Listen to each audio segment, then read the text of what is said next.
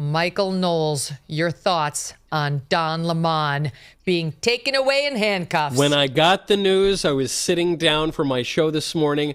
I pulled a Mayflower cigar out of my cigar box. I lit it up. I'm a simple man. The feds arrest Don Lemon.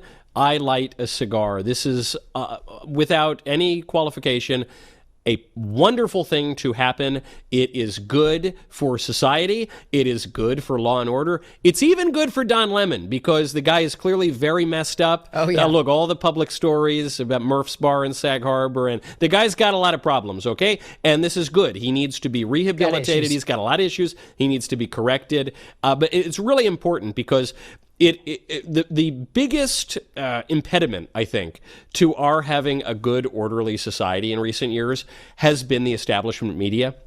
They're the ones who lie. They're the ones who push their radical policies. They're the ones who protect the horrible politicians. And they've gotten away with it. And what this arrest signifies is that you can't just go about and commit crimes and then claim journalism as a defense. The idea that Don Lemon could, by all evidence, conspire with this mob. He said, I know a little secret. I know what we're about to do. Go in there, violate federal law, the FACE Act notably, deprive people of their rights, and then say, no, I have a camera while I did it. I mean, that would be like saying you go over, you murder your enemy, you shoot him 5 times in the head, and you say, no, you can't arrest me. I was going to write an article about it later. That's not a defense. And so I'm pleased by the arrest. Now what's very important is we need the serious charges, and we need him to be found guilty.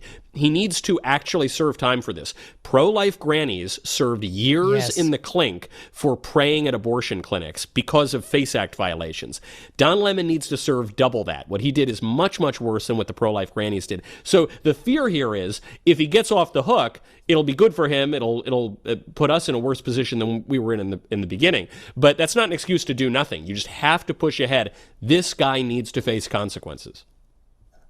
I totally agree with that. I agree with every word. I know some people are worried about making him a martyr. That's not the point. He violated the law. It's all there. It's right on camera. It's really not even ambiguous. And people claiming that it is are activists or political hacks.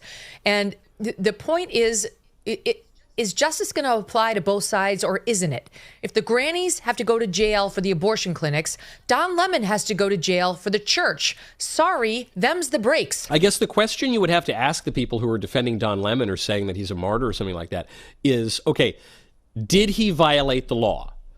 Just try to figure out, I guess, if they actually defend the FACE Act. By the way, I think the FACE Act is horrible. It obviously only exists to protect abortionists and it's always been used on the abortion clinics. That's all it's for. And but to get it passed, they had to also carve out protections for churches. Now, I think churches could be protected in plenty of other ways that don't involve the FACE Act, but just get the people who are defending him to ask, okay, did he violate the FACE Act? I think anybody who's being even slightly honest here has to admit, yes, he did that. And so then get them to admit the next principle, which is, okay, well, why should he get off the hook? And they'll say, well, because he's a journalist. And you say, so journalists have immunity to commit any crime that they want? I don't think that's a principle of American law. I don't know, Megyn, I didn't go to law school, but I don't think that's a part of our law or our jurisprudence. So then on what grounds is he to be defended? And the only grounds is, well, those dirty Christians had it coming. Those white people in Minnesota who, that ICE agent that they said was being harbored in the church,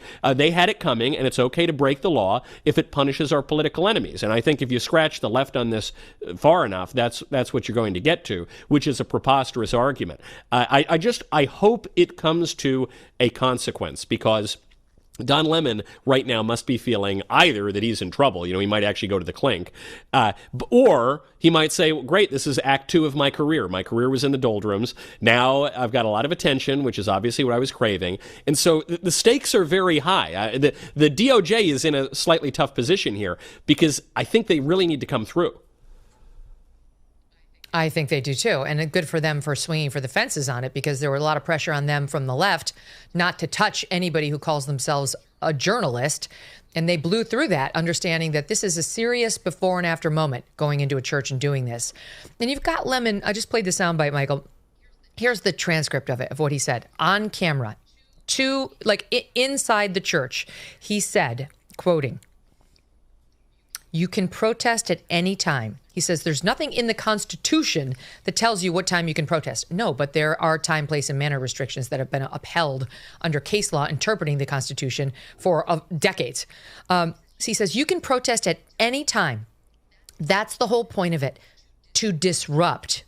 It's to make uncomfortable. And that's what they're doing. And that's what I believe when I say everyone has to be willing to sacrifice something. Right? Oh, you too, Don. You're about to sacrifice your freedom to have disrupted and to have been made the people feel uncomfortable. You have to make people uncomfortable, he says, in these times. You see how uncomfortably and how harsh people are being treated on the streets. So you have to be willing to go into places and disrupt and make people uncomfortable. That is what this country is about. He is completely in solidarity with the protesters. He's making their case on camera to encourage it. He's arguing with the pastor about how this is necessary and he should take it. Honestly, I have to tell you, Michael, this is very creepy, but to me, his whole trauma is part of it, and you have to make people uncomfortable. That's all part of it. He sounds to me like a weird sexual assaulter talking to his victim. This is part of it. It's the trauma's part of it. Just take it. Just get used to it. Well, just lie back and take it. Given some of the other allegations against Don Lemon, I guess that's probably par for the course. I think your observation here, Megyn, is key. What the defense is going to claim is that he was a passive observer, a reporter committing an act of journalism. And all of the evidence we have is that he was not a passive observer. He was an active participant. He didn't just stumble onto this news story. He rode up there with the criminals, with the mob. He knew what they were going to do ahead of time. He participated in that. As you point out, he made their case for them on air. He's also on camera giving them coffee and donuts in solidarity. Oh, we have that. Yeah, I mean, there's... Well, let me show that, Michael. Good point. We haven't shown that yet. Here it is. You want some coffee? Thank you.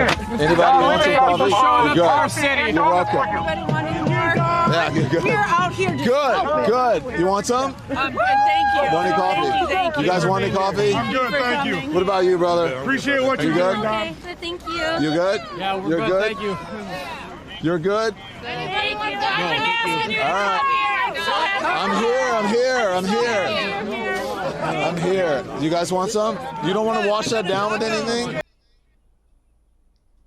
In all my years covering the Westboro Baptist Church or Code Pink or the Women's March, I never joined Michael Knowles. Never. I never served coffee, donuts. I never said good when they were telling me about their plans. Never. I never gave them any assistance or aid whatsoever because that would be crossing an ethical line for a journalist. Of course. I've never even given coffee and donuts to the subjects that I interview that I like, much less the ones that I don't like. To the staff of the Michael Knowles Show. Yeah, certainly not. You kidding me? Absolutely. We run a tight ship around here. This is so above and beyond. And by the way, it is incriminating. I know Don Lemon wanted to get some great clips out of this, and he did. He went viral for it. But this is incriminating because it shows that he is an active participant here. And I would go even further. If Don Lemon were really pressed on this, I would put it back on him and say, well, hold on, so you're not in solidarity with the protesters? Because obviously the whole reason that he's there is to express this solidarity, to suck up to an audience that is promoting political violence and violations of federal law and undermining other federal law like immigration enforcement. So I'd put him in this position and say, hold on, you've been on camera now for weeks talking about how you stand with these people. Now that's put you in legal hot water because it impelled you to commit a crime. And so now you're going to try to say you don't stand with these people. Which one is it? He can't have it both ways. Mm-hmm. I think he just got a little too far out ahead of his skis. He was upset that he lost his career in cable news, and he wanted to try to make his bones in new media. Not everyone is that good at it. Not everyone can pull a Megyn Kelly and go from TV to new media and then dominate new media too. Don Lemon was basically pushed to the side of the media world. He saw this as his opening, and he got a little too excited, and he committed a very serious federal crime.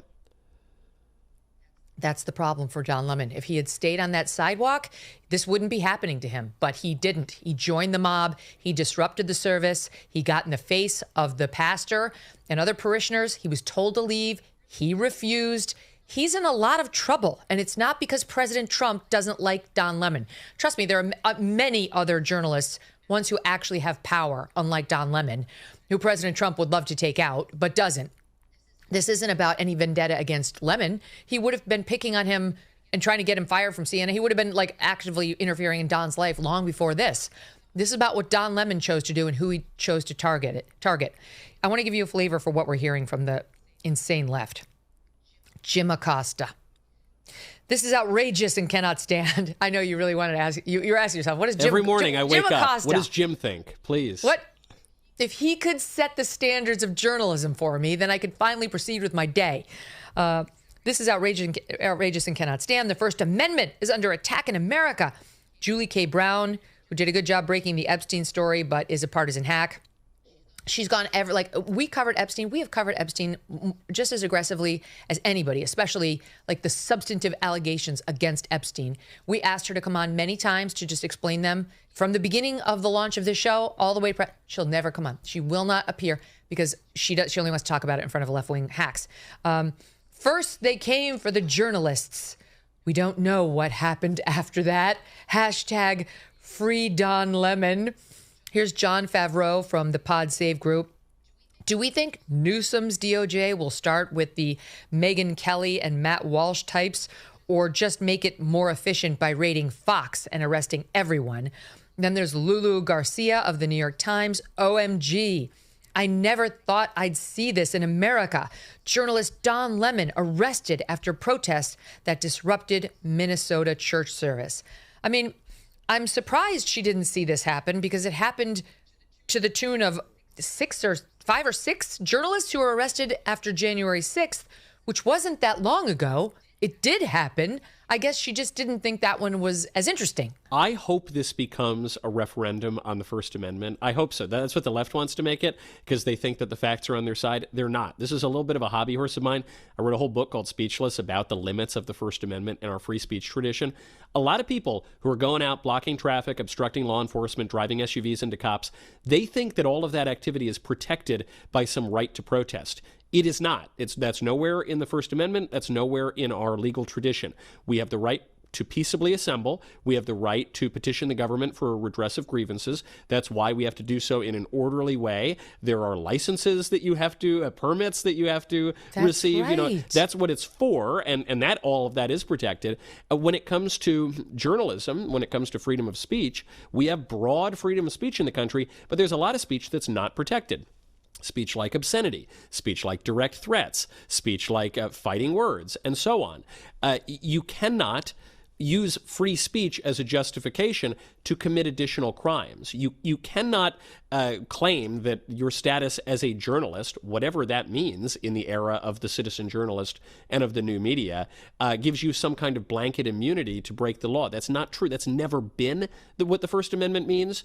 From the very beginning, immediately almost after the ratification of the Constitution, the federal government clarified what sort of speech was off limits and what kind of speech acts are off limits. So I think it's great. I think a lot of our present political ills are because people sincerely have no idea what is actually meant by our free speech tradition, and then they go out and commit a bunch of crimes, whether it means they're going to riot in the streets of Minneapolis in 2020 and 2025 and 26, or whether it means that you're going to invade a church and call it journalism. Yeah, great. Let's make this about the First Amendment. It kind of reminds me of how when President Trump went into Venezuela, Nicolas Maduro previously had said, "Come and get me, come and get me." That's what Don Lemon was doing here. It was a game of chicken. He was saying, look, I'm gonna go right up here. I'm gonna break the law, and you guys are too chicken to come and arrest me. So I think the Trump DOJ had to come in and enforce the law here. A new year means new financial goals, like making sure your savings are secure and diversified. Will this be the year you decide to talk to someone from Birch Gold Group? They use an educational approach with a deep understanding of macroeconomics. There are forces pushing the dollar lower and gold higher, which is why they believe every American should own physical gold. So until January 30th, if you're a first-time gold buyer, Birch Gold is offering a rebate of up to $10,000 on qualifying purchases. To claim eligibility and start the process, just text MK to the number 989898. Birch Gold can help you roll an existing IRA or 401k into an IRA in gold, and you are still eligible for a rebate of up to $10,000. Consider making right now your first time to buy gold and take advantage of a rebate up to $10,000 when you buy by January 30th. Text MK to the number 989898. Claim your eligibility today. Again, just text MK to the number 989898. Thanks so much for watching. If you like what you just saw, hit the subscribe button for more clips and full episodes.